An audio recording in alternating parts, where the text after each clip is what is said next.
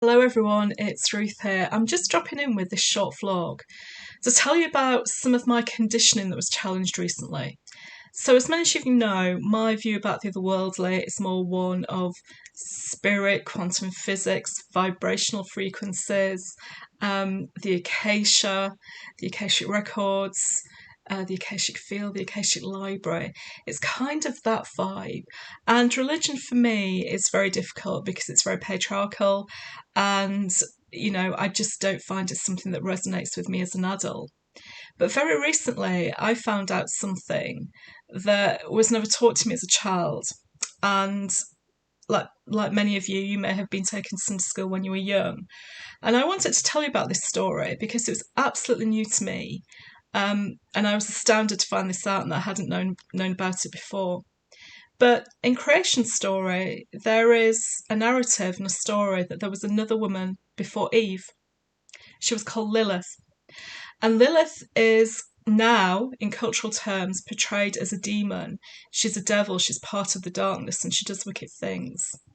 But when you find out more of the creation story about Lilith, you begin to understand why, and that maybe there's a patriarchal spin on that.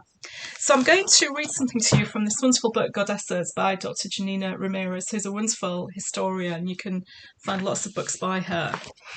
And Lilith is the first wife of the first man, Adam. When they were created in the Garden of Eden, Adam said Lilith must always do exactly what he said. But strong, independent Lilith replied, "We are both equal because we are both created from the earth." Adam simply could not accept this. So, refusing to be weaker than her husband, Lilith called out God's secret name and flew away from the garden. Adam prayed for God's help to bring his wife back, so God sent 3 angels to track Lilith down. He told them if she wants to return, well and good.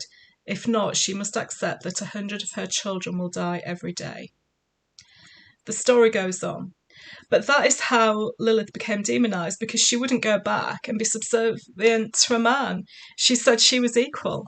So you can see how the narrative of these stories impacts women, and why many women today struggle with the religious connotations around all these things. The fact that women couldn't be vicars or priests, that they couldn't practice. It's completely unequal. Yet there is a part of a creation story, a little kernel from the past, that says there was a woman called Lilith, and when Adam said, "You must do everything I say," she said no. And for that, she was ostracised. And here we are, 2,000 years later, women still being ostracised for saying no.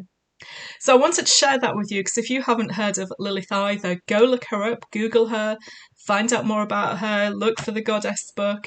I'm sure there's lots of other information out there about her.